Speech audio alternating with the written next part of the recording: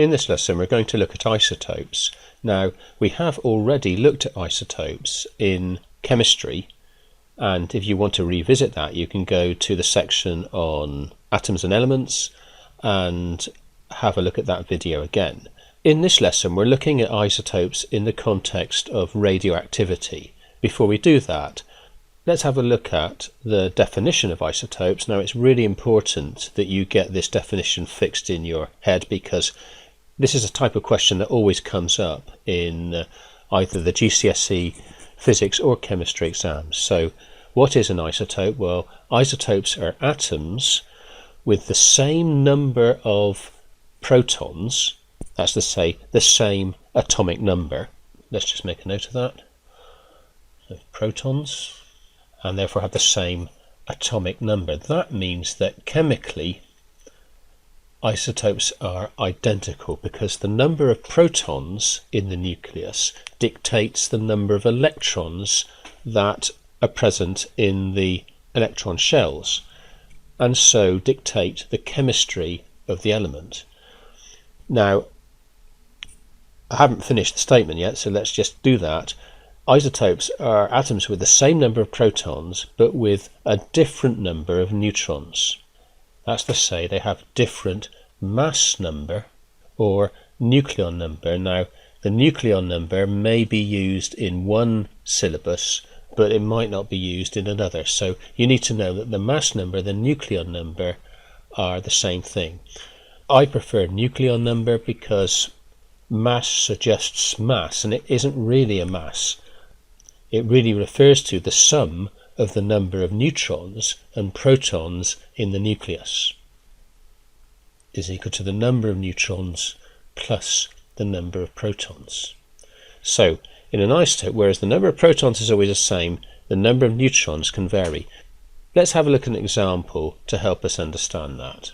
So we'll take carbon as an example. Carbon can have three isotopes. We've got C for carbon, and then the atomic number comes down here.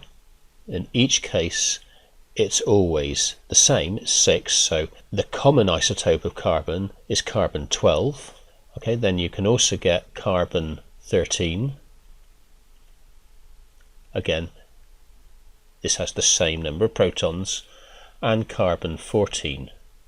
So each have the same number of protons, so they have the same number of electrons in their outer shells. We can put 2 electrons in this inner shell in each case, and in the outer shell there are 4 electrons, so there are 6 protons in each nucleus and therefore 6 electrons in the electron shells.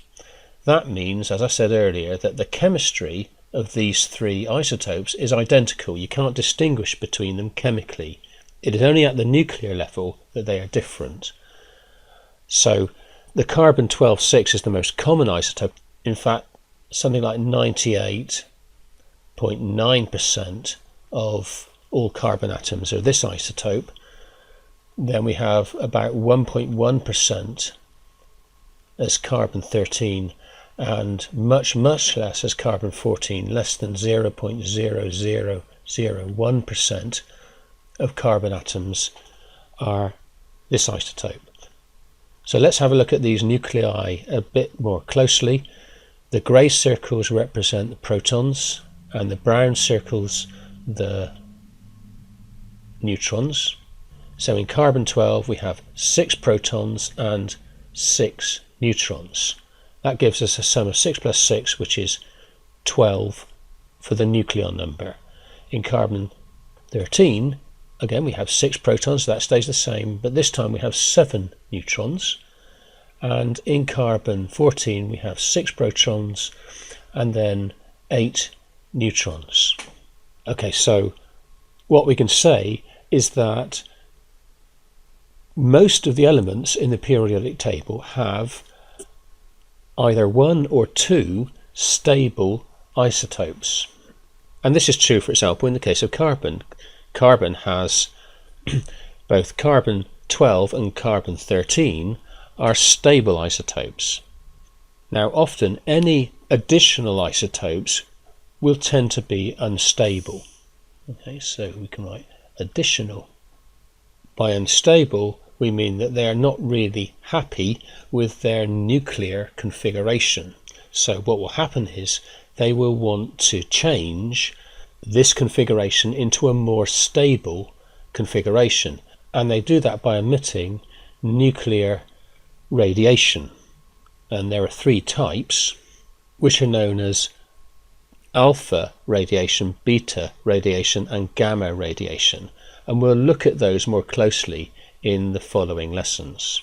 So this process of emitting nuclear radiation in order to obtain a more stable nuclear configuration is known as radioactive decay, and we can say that the carbon atom has two stable isotopes, that's C12 and C13, and one unstable isotope, which is known as a radioactive isotope. So we can call C14 a radioactive isotope, and in this particular case this will undergo radioactive decay emitting a beta particle.